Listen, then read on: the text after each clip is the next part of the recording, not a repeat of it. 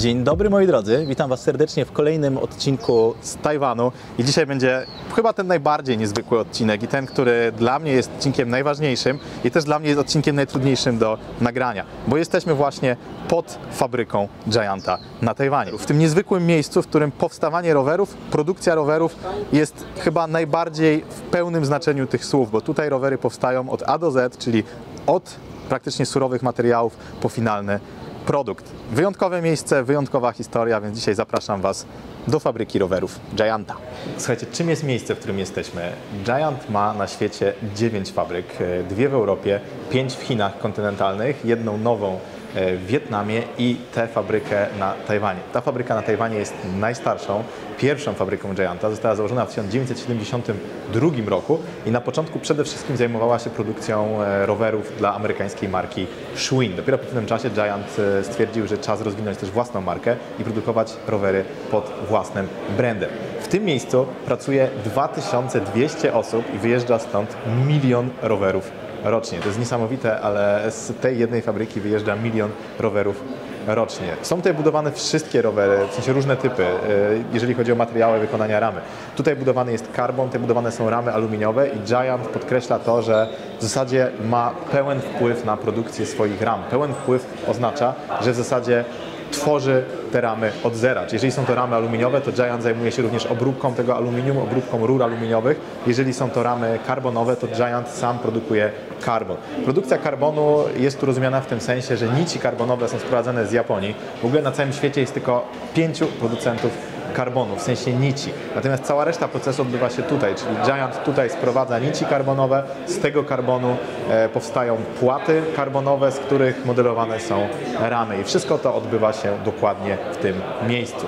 W tej fabryce, tak jak Wam mówiłem, powstaje 1 000 000 rowerów rocznie. Z tego 1 000 000 70% rowery Gianta, 30% rowery innych marek i szczerze powiedziawszy nikt tutaj nie robi z tego jakiejś wielkiej tajemnicy. W sensie Giant o tym mówi wprost i podobno podczas naszego zwiedzania fabryki będzie można również zobaczyć gdzieniegdzie te rowery innych marek. Jednak wybitna większość produkcji to rowery Gianta, co pokazuje jak wielka jest skala produkcji rowerów w Giancie. W tym zakładzie powstają wszystkie typy rowerów, czyli elektryki, rowery aluminiowe, rowery karbonowe, natomiast w naszej wizycie i przy okazji tego eventu główne skupienie się ma być na modelu TCR i produkcji modelu TCR. Mamy zobaczyć w zasadzie proces powstawania karbonowej ramy do modelu TCR Advanced SL od A do Z. Zresztą w ogóle nie da się ukryć, że w Giancie bardzo mocno dumni są z modelu TCR, z jego historii.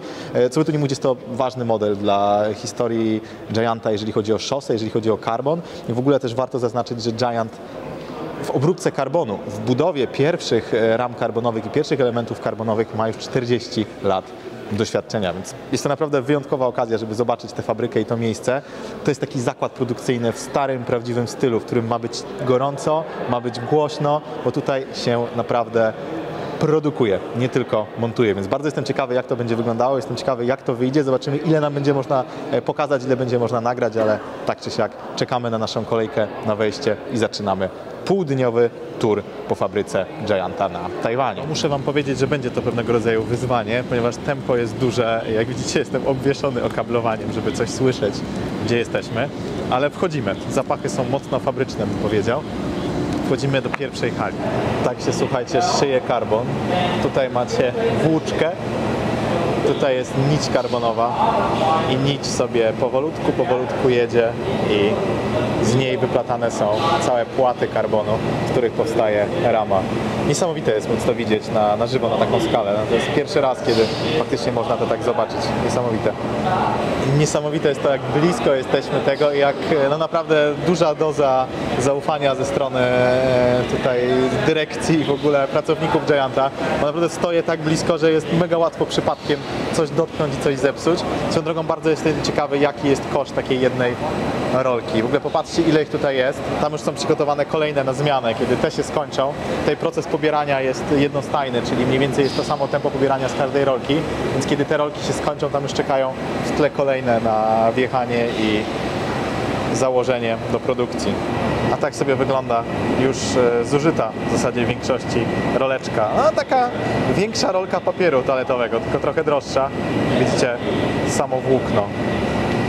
zrobi się zimno, bo wchodzimy do lodówki. Tutaj przechowuje się już gotowe płaty karbonu, gotowe rolki w niskiej temperaturze. Też ciekawe, do procesu powstawania potrzebna jest wysoka temperatura, natomiast przechowywanie odbywa się w niskiej temperaturze.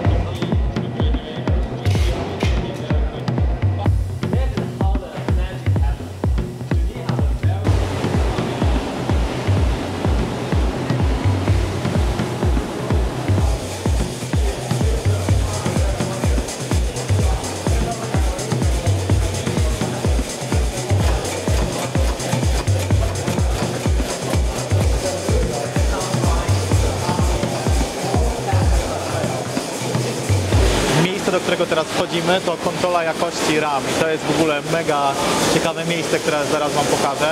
Tutaj odbywa się kontrola RAM, jeżeli chodzi o wytrzymałość. Tutaj Giant jest z tego szczególnie dumny, jeżeli chodzi o zaawansowanie tego procesu i jego precyzję, ale zobaczcie sami, jak to wygląda. Coś, co wygląda jak amortyzator dwupółkowy, może sugerować, że tutaj testowane są tylko ramy do MTB, ale nie. Jak widzicie, tutaj testowane są ramy nowego TCR-a i to nie jest testowanie prototypów, tylko to jest testowanie ram produkcyjnych normalnie. Widelce też nie mają lekko. I sztyce, ale to fajnie wygląda. Wszystkie karbonowe elementy związane z framesetem są tutaj testowane. Zobaczcie, ile przeróżnych tortur musi rama przejść. Tutaj widzicie ramę, która testowana jest przód-tył na obciążenia, przód-tył i ta maszyna i ściska i rozciąga ramę.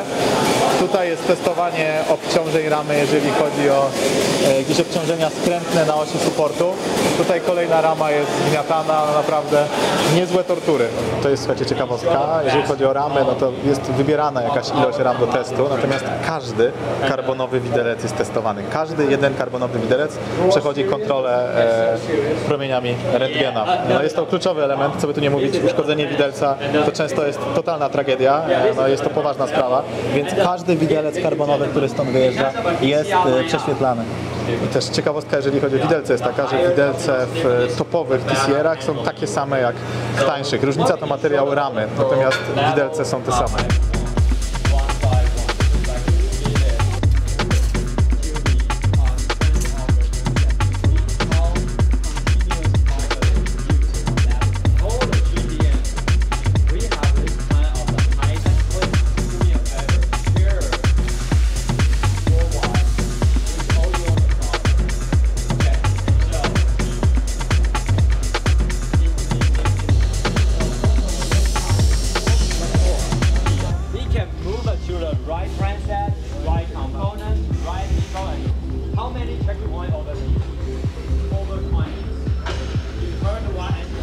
Teraz przed nami część fabryki, która w zasadzie w przypadku 99% wizyt w fabryce odpowiada za całość.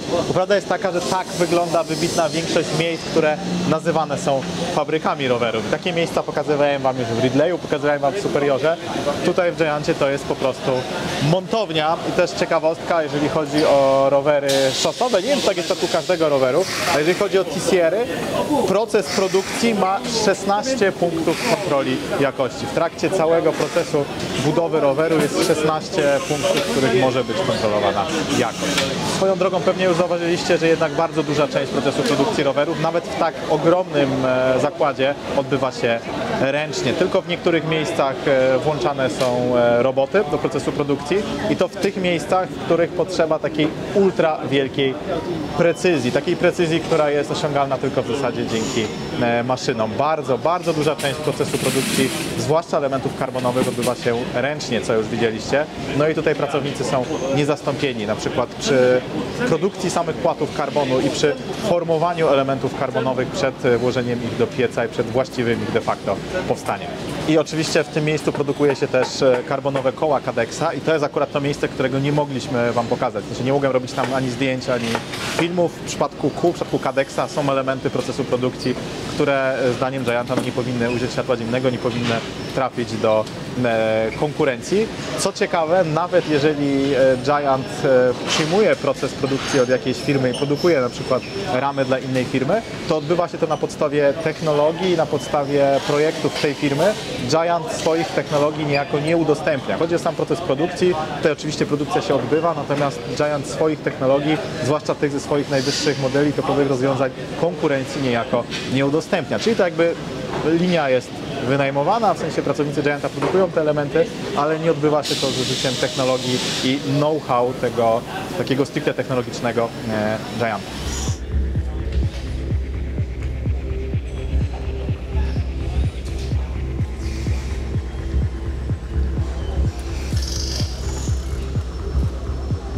Wiecie, ile czasu jeden pracownik ma na swoim stanowisku na każdy rower? 92 sekundy. Dokładnie 92 sekundy każdy pracownik ma na swój etap procesu produkcji. Jak widzicie, linia cały czas się przemieszcza, rowery się przemieszczają, więc pracownicy mają dokładnie 92 sekundy na wykonanie swojej części pracy na taśmie. No i drodzy Państwo, tyle jeżeli chodzi o wizytę w fabryce. Myślę, że będę głuchy do końca dnia i podejrzewam, że mówię za głośno, czy staram się nie mówić za głośno, bo naprawdę jest to po prostu zakład produkcyjny i w środku jest głośno. Mam nadzieję, że udało mi się pokazać Wam jak najwięcej. Tak jak Wam mówiłem, no nie jest to łatwe miejsce do nagrywania, zwłaszcza w takim kontekście, gdzie tempo jest bardzo duże, zakład jest duży. W niektórych miejscach nie można robić zdjęć, ale i tak no, doceniam w ogóle to, że tutaj można coś nagrać i daje się w ogóle zauważyć, że dla pracowników Gianta to jest strasznie duże wydarzenie i widać, że wszyscy byli tym bardzo podekscytowani i też widać, że wiele osób odpowiedzialnych na przykład za konkretne działy, te takie bardziej technologiczne, te, w których pojawiają się rzeczy, które no, są tajemnicą, albo były tajemnicą, albo dla wielu osób są czymś ważnym. No, kierownicy tych działów jakby, no, nie czują się specjalnie komfortowo z pokazywaniem tego i widać, że wymaga od nich to takiego dużego samozaparcia, żeby uwierzyć w to, że to ma sens. Tutaj wkracza do akcji też taka azjatycka kultura pracy i fakt, że tutaj mnóstwo osób jest naprawdę bardzo odpowiedzialnych za to, co robi i sprawia wrażenie bardzo przejętych swoim działem, swoimi technologiami, swoimi pracownikami, tym, co tam się dzieje i niekoniecznie czuje się super komfortowo z pokazywaniem tego światu, obcym ludziom, więc tym bardziej fajnie, że udało się to nagrać. Mam nadzieję, że Wam się podobało. Tak jak mówiłem, jeżeli coś było mniej słyszalne, jeżeli są jakieś problemy z jakością w tym materiale, to bardzo Was za to przepraszam, ale okazja jest wyjątkowa, możliwości są jakie są. Mam nadzieję, że mimo tego wyszedł z tego ciekawy materiał, no bo jest to materiał, no, niesamowity, jest to materiał swojego rodzaju wyjątkowy, pierwszy taki na polskim YouTubie, no jeden z pierwszych w ogóle na świecie, gdzie można było wejść do fabryki Gianta i Wam pokazać. Mam nadzieję, że Wam się podobało. Dziękuję Wam za uwagę. Jeżeli macie jeszcze jakieś pytania o tę konkretną fabrykę, o to, co tutaj widziałem, czego nie ma w filmie, piszcie w komentarzach, na pewno odpowiem. Póki co, dziękuję Wam za uwagę. Cześć!